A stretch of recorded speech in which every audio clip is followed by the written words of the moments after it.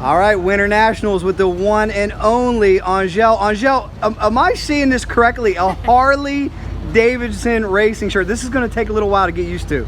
I'm still trying to get used to it. I look down and I see Vance and Hines and Harley Davidson, and it just kind of freaks me out still, but it's definitely falling into place for me. I'm having a blast. I really can't tell you enough of how fun this has been so far. I've only been on the bike once. We had one test session. Not where I want to be with it. I know I did an okay job. I got the bike down the track safe and smooth and fairly quickly. We had it detuned because they were just mainly the whole goal for me that day in testing was just to get me introduced to the bike, familiar with the bike, comfortable on the bike, and I got a little bit more to go though.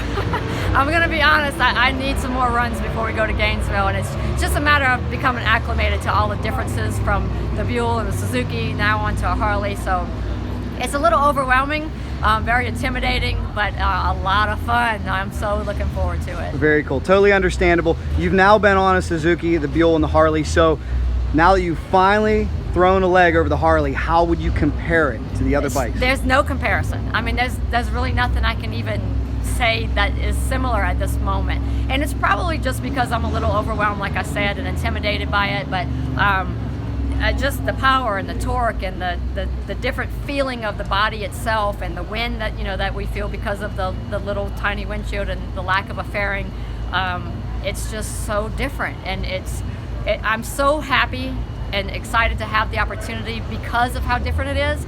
I said when I switched from Suzuki to Buell how much fun I was having because it was a challenge. And then, of course, I started getting used to the Buell, and the challenge wasn't as big. I mean, it will always be a challenge on a Buell. But then I switched from the Buell to the Harley, and now it's this huge challenge. And, as a racer and a competitor, that's what we want. We want a challenge. When things start to get easy, they get boring. So now it's like I feel like a rookie all over again. I feel like I have a lot to learn. And I mean, how blessed am I to be able to learn from Andrew and Eddie, the two winningest pro-stock motorcycle racers on the planet. And I'm hoping to change that, by the way. But I'm going to need more than 4 races to do it. But anyway, it's become a great friendly rivalry within the team. We've already talked about, I want to win the first 4 races so I can catch up with you guys. And they're like, oh, no, we're going to win the first 4 races. So it's been a lot of fun. I'm just excited, as you can tell, because I can't stop talking. But hopefully in Gainesville, I'll come out and not look like a rookie. That's the goal. Hey, we're really happy for you. And I know that picture that you had when you guys were out to dinner, you, Matt, Andrew, and Eddie, there was like 15 championships between the 4 of you. That's got to be pretty cool? awesome, Yeah, huh? I did that out as like a little stat contest. The amount of wins between Andrew, Eddie, myself, and Matt Hines, and the championships. I mean, it's just a dream team.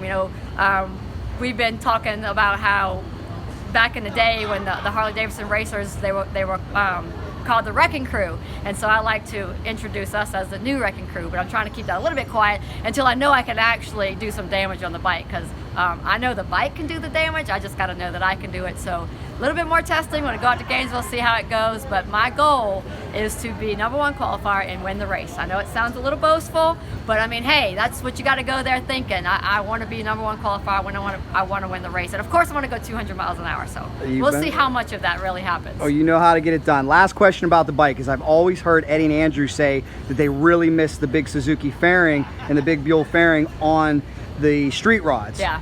What's your impression of that so far right now? I was scared of it. I was afraid that I was going to feel like I was trying to be ripped off of the motorcycle, and it doesn't actually feel like that. I mean, I feel the wind, I feel the pressure on me. It just makes it feel like you're going a lot faster than what I'm used to going, and I haven't even gone as fast as I've been before, but it felt so much faster because of the wind. And I don't think that that's something that's going to hold me back by any means. It's just something I have to get acclimated to. It's something that is taking up part of my conscious mind because I'm thinking about what it feels like, and I don't need to be thinking about that anymore. So that's gonna all be in seat time, more time on the bike, more laps on the bike, and then once those things that are unusual for me become normal, then I'll be able to focus more on what I'm doing and make a better pass. Can't wait to see it. So first 4 races no matter what, right? First 4 races with me on a Harley Davidson street rod. That's right, that's what I said. Angelle Sampey is riding a Harley Davidson street rod for the first 4 races. And maybe more, right? And keeping my fingers crossed that it's more than that, but you know what? If it's not, what an awesome blessing for me to be able to compete on a Harley Davidson. Not many people will ever get to say that, but I am now one of them. Well, congratulations. Can't wait to see you this year. And yes, folks, let's give you a look at that Harley Davidson shirt one more time. Angelle, Harley Davidson. Thanks, guys.